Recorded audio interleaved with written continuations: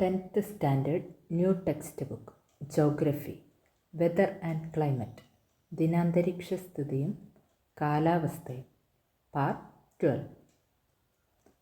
താപം മർദ്ദത്തിന് വിപരീത അനുപാതത്തിലാണ്.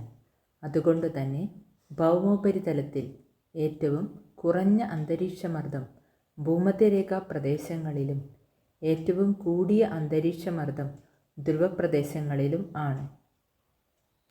ഭൂമധ്യരേഖയിൽ നിന്നും ധ്രുവങ്ങൾക്കഭിമുഖമായി മർദ്ദം ക്രമേണ കൂടി വരേണ്ടതുണ്ട്. എന്നാൽ അതല്ല സ്ഥിതി. ചിലയിടങ്ങളിൽ ഭ്രമണത്തിൻ്റേതായ സ്വാധീനത്താൽ മർദ്ദ സാഹചര്യങ്ങൾ വ്യത്യാസപ്പെടുന്നു. ചില അക്ഷാംശ മേഖലകൾ കേന്ദ്രീകരിച്ച് പ്രത്യേക മർദ്ദമേഖലകൾ രൂപപ്പെടുന്നു. ഇവയെ ആഗോള മർദ്ദമേഖലകൾ അഥവാ ഗ്ലോബൽ പ്രഷർ ബെൽറ്റ് എന്ന് വിളിക്കുന്നു. മധ്യരേഖ ന്യൂനമർദ്ദ മേഖല, ഉപോഷ്ണ ഉച്ചമർദ്ദ മേഖല, ഉപധ്രുവീയ ന്യൂനമർദ്ദ മേഖല, ധ്രുവീയ ഉച്ചമർദ്ദ മേഖല എന്നിവയാണ് ആഗോള മർദ്ദമേഖലകൾ.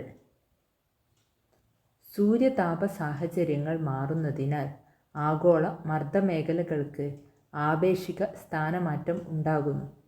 ഉഷ്ണകാലത്ത് മർദ്ദമേഖലകൾ 5 ഡിഗ്രി മുതൽ 10 ഡിഗ്രി വരെ വടക്കോട്ടും ശൈത്യകാലത്ത് 5 ഡിഗ്രി മുതൽ 10 ഡിഗ്രി വരെ തെക്കോട്ടും നീങ്ങുന്നു. ആഗോള മർദ്ദമേഖലകൾക്കുണ്ടാകുന്ന ഈ സ്ഥാനമാറ്റം ആഗോള കാലാവസ്ഥയിൽ സ്വാധീനം ചെലുത്തുന്നു.